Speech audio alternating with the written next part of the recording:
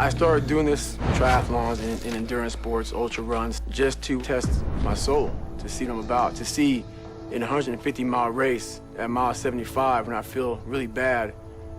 That's when you know. That's the only time you can find out what the human body is all about, what you're made of, to find out limits to myself, limits to the human soul. And every day I'm trying to see if I have limits. Ring the bell 3 times, put your helmet on the ground, you're done. You ever wondered why some people willingly step into pain, step into suffering, step into pushing their limits? Not forced, not drafted, they choose it. Navy SEALs and Special Forces. They push their limits for country, for glory, for the mission, for something bigger than themselves. But there is the civilians, the men and women who wake up one morning and sign up for something insane, 100 miles ultra marathon race, or an Ironman. A test not for bullets and war, but for body, mind, and soul. And the question that we can't help ourselves but to ask, why? Why go through hell when nobody is asking you to do so? Why volunteering for the suffering? For some, it's patriotism. For some, serving their country. For some, it's the finish line. For others, a personal best. But for many, the true prize lies far beyond the medal. It's his answer, the call itself. Listen, there's a distant sound of thunder. And a great black and gold mist is rolling down the road from Pietermaritzburg all the way to the Indian Ocean. They're calling me, and I will strive, and I will seek, and I will find. I will find that person I've been looking for all my life, that person I deeply admire and greatly respect, and that person will be myself, and I will not yield, and I will answer that call.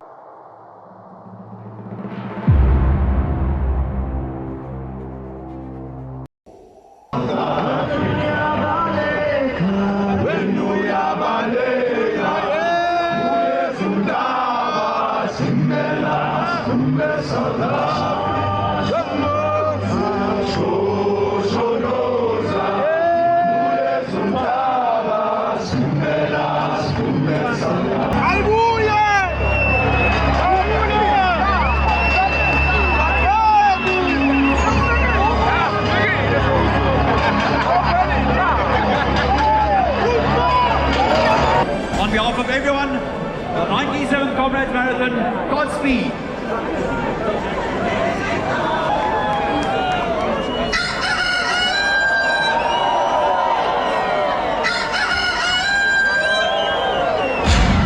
Welcome back to Abed Podcast. This is episode 47. This is the place where we break the cycle of failure and turn your struggle into fuel. Every week we bring you tools, stories, strategies to help you to update your self-development, crush it when it comes to a career development, and step boldly into the entrepreneurial life. And today's episode, it's not just about running a race. It's about running your race. The walls you face in life, the stalled career, the broken relationship, the fear of failure, those are your ultra marathons. And by the end of this episode, you will know exactly how to smash through them. Every ultra runner knows about the wall. The moment when your legs turn into concrete, your lungs are on fire, and the voice in your head whisper, quit, quit, quit. And isn't that life? How many times have you hit your own walls? When the project collapsed, the dream felt impossible. A plan never saw the light. Many runners and many athletes knows is not if you will hit a wall. Question is when you will hit a wall. Because it's definitely you're gonna hit it. I remember the time when I did the marathon in 2006, the training itself that I put myself into it to prepare, it was 3 months prior the marathon. I needed to train every day, 7 days a week with no break. That required from me to sacrifice my gym time, which is I used to like to train at that time, my relaxing time, my time off. Every time I finish my work, I need to get my gear, change, and go run, because I needed to prepare myself. My weight at that time was over the, I wouldn't say the qualifying weight, but for someone to complete the marathon, I needed to drop at least 15 to 20K in 4 months. So imagine how many walls I hit just only from the preparation. It's everyday exercise, every day's pain. Every day you wanted to just stop. Months down the line of training, I was ready to say, I'm done. I wanted to lie down after every run I have done, because sometimes you need to do a long run, sometimes you do a fast-paced run. You have to alternate between them. But between now and Comrades, every single one of you who is running Comrades will get an injury or get sick. You just will. It's unavoidable. That's it. It will happen. It's going to happen. So it's how you cope with it. And what you do is you act in a mature way. If it's a cold, a flu, whatever, you take a couple of days, the swear word, rest. You just have to recover. And the boring part, you train alone, because running is alone. Yes, now there's groups of running, but at the time where I started to prepare for my marathon, I was not part of any group. So I used to run alone, and that was very boring. The relaxing time for me, it was just shower, eat, and sleep. That's all. So the lesson was, you don't fear the wall. Expect it. We all hit walls at work, at home, in our dreams. The secret is not to avoid them, is to prepare. Break the impossible into possible. One more step, one more call, one more conversation even.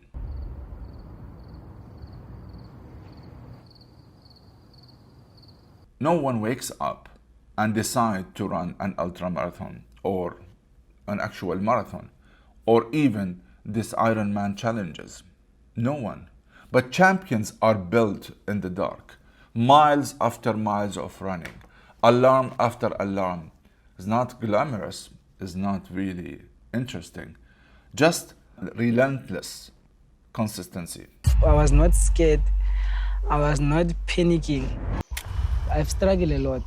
I've struggled even in running itself, And wherever you will go to the race, not having the money for the food, by not having a registration fee, or a money for transport.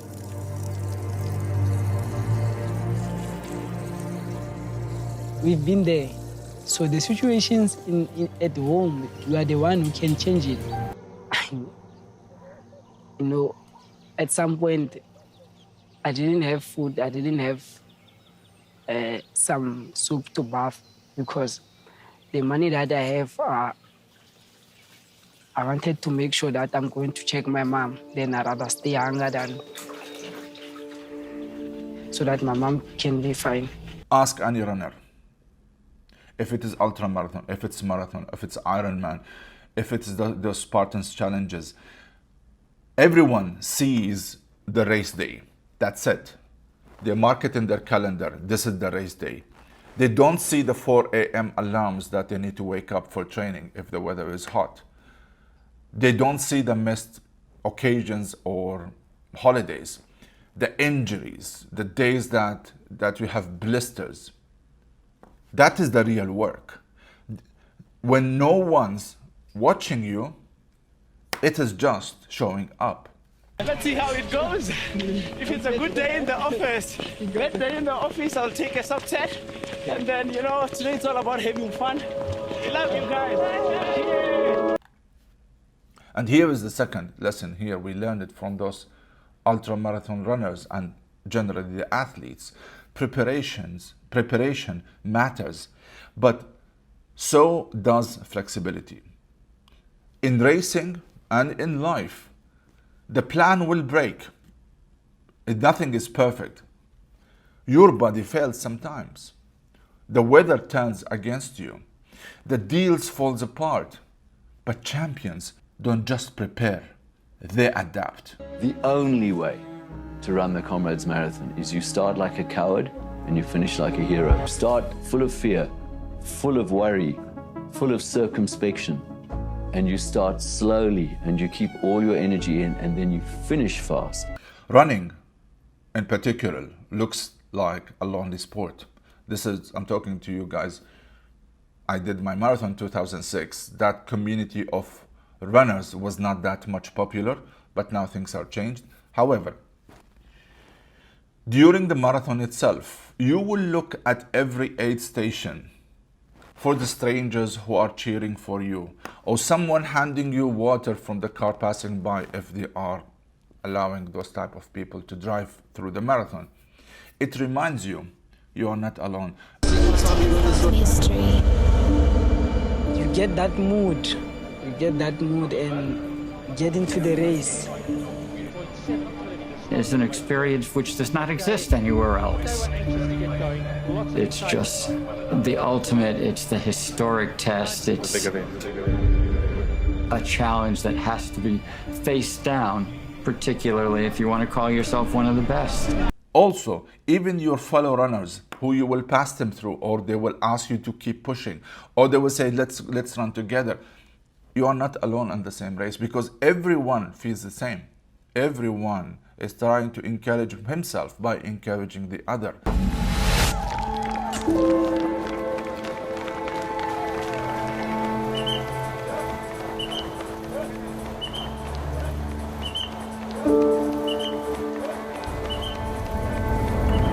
And here's the third lesson we need to learn. Asking for help is not a weakness. It is wisdom.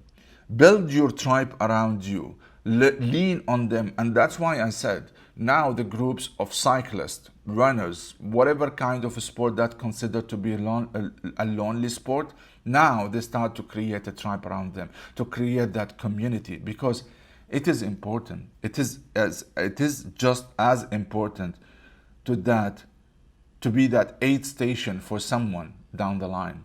And I'm sure some of the listeners of you today have a story that in the middle of the race, someone just said, come on, let's do it. I have seen that. I have done that before in my previous races, and I'm sure some of you listening to this video will relate. I wouldn't be here if it wasn't for him. Well, that's good. He taught me how to live and train like an elite athlete. Between him like being regimented and me being the free spirit is what makes me what I am. And then is the finish line. There's a great book, and emblazoned on the cover of that book in black and gold letters are the words Comrades Marathon. And that book falls open on a blank page, and that blank page stares at me. It stares at me. Dare I write my name on that page? Dare I write my name in that history? Yes, I dare.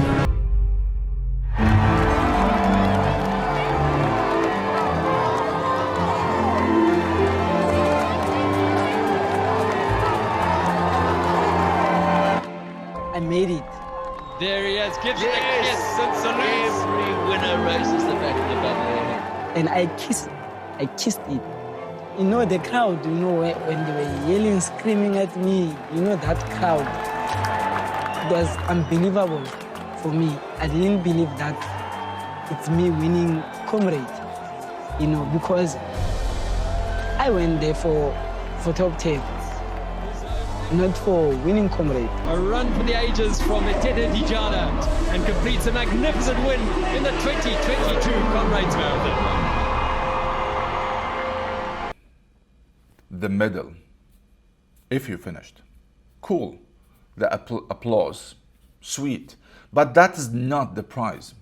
The real victory here is that transformation inside. And the reason I'm saying that is because you novices, the person you are today is not the same person you're going to be on June the 9th. On June the 9th, you will understand that if the cause is worthy enough, if the reason is serious enough, or noble enough. There is nothing that will stop you from doing what you want to do. When I crossed the line on the marathon in 2006, it was bad timing, considering the people who have done marathon. It's 5.5 something hours and minutes. However, with all the feelings in my body, the ache, the tiredness, the blister in my feet, the shoes that I want just to throw it, I want to walk barefoot, I realize if I manage to cross the line of 42K, I can do hard stuff. I can do hard things. I can accomplish challenges. If I put myself on that brutal challenge, people will not run for 5K, never mind 10K. How about 42? How about ultra marathon? If you're able to finish that type of a race and you finish the cross line, everything in your life change. Everything in your life will look different, because you know what? You conquered that race. You conquered that milestone. Few people, they have done that. You finish with gratitude for every sip of water you took it down the line, for the little walk you have done it when you couldn't run anymore, for the little rest on the side of the road just to catch your breath, for your actual breath, for your ability to walk to your car after you finish the race. Gratitude become your oxygen. And your limits, you realized there were lies all along. You break them and suddenly you are unstoppable. One more test remains for those who had believed, given up hope, and then had it rekindled. This is the last desperate push.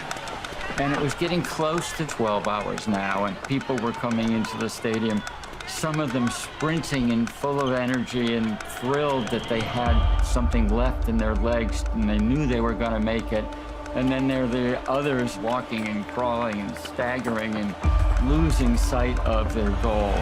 There is literally just over 3 minutes left. In my heart of hearts, I've always believed that the last place finisher deserves more plaudits and acclaim than the winner.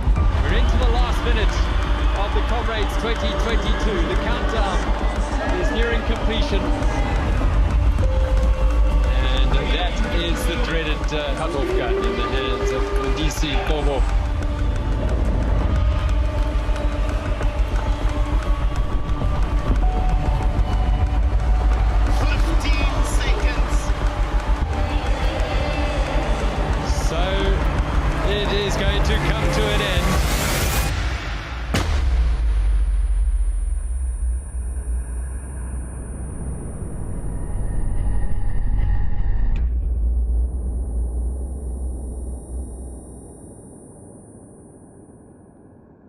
By the end of this video, here's my question for you. What is your ultra marathon challenge today? Is it building your business? Is it creating that career that you wanted, you dreamed for?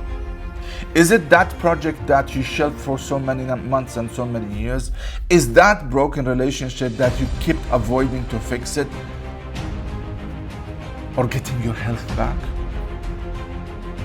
Or just making it through the goals of the year with your head held high? Whatever it is, remember the lessons. Expect the wall. Stay consistent. Adapt when chaos hits. Lean on your tribe or your network and smash through your limits, because the champion you are searching for, it's already inside you, waiting. You don't need to sign up for a 100-mile race to prove it. If you sign for a marathon or for a 100 miles race, good luck, wish you all the best. You just need to run the one you are already in your life. We are just a few months away from the end of 2025. Will you crawl to the finish line or sprint through it like the champions you are meant to be? That's up to you. Until next episode, keep grinding, keep pushing, keep winning, and above all, keep breaking the cycle of failure. I'll see you in the next episode. Bye-bye.